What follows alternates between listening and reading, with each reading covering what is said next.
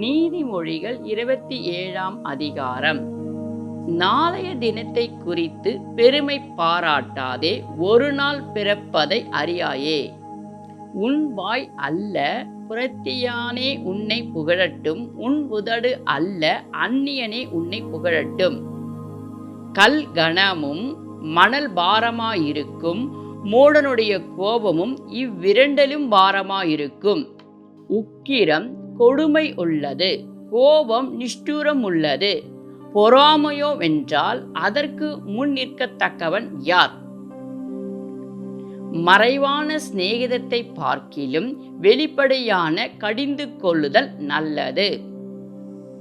சிநேகிதன் அடிக்கும் அடிகள் உண்மையானவைகள், சத்துரு இடும் முத்தங்களோ வஞ்சனை உள்ளவைகள். திருப்தி அடைந்தவன் தேன் கூட்டை மிதிப்பான், பசி உள்ளவனுக்கோ கசப்பான பதார்த்தங்களும் தித்திப்பாயிருக்கும். தன் கூட்டை விட்டு அலைகிற குருவி எப்படி இருக்கிறதோ அப்படியே தன் ஸ்தானத்தை விட்டு அலைகிற மனுஷனும் இருக்கிறான். பரிமள தைலமும் சுகந்த தூபமும் இருதயத்தை களிப்பாக்குவது போல ஒருவனுடைய சிநேகிதத்தின் உட்கருத்தான ஆலோசனையினால் பாராட்டும் இன்பமானது களிப்பாக்கும்.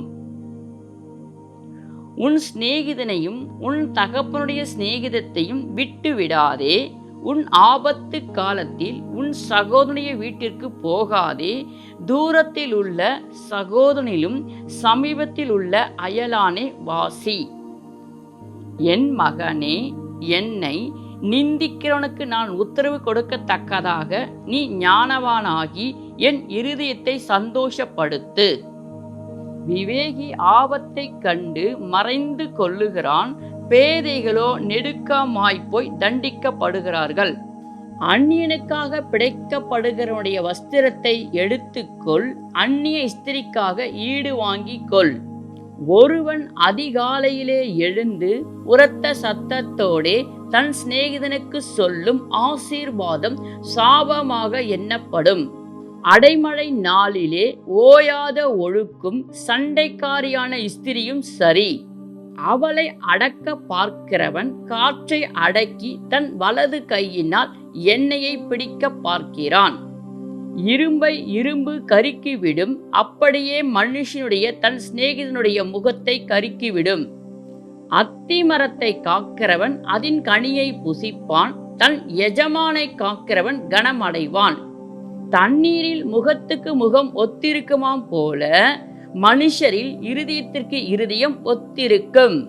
பாதாளமும் அழிவும் திருப்தியாகிறது இல்லை, அதுபோல மனுஷனுடைய கண்களும் திருப்தியாகிறது இல்லை.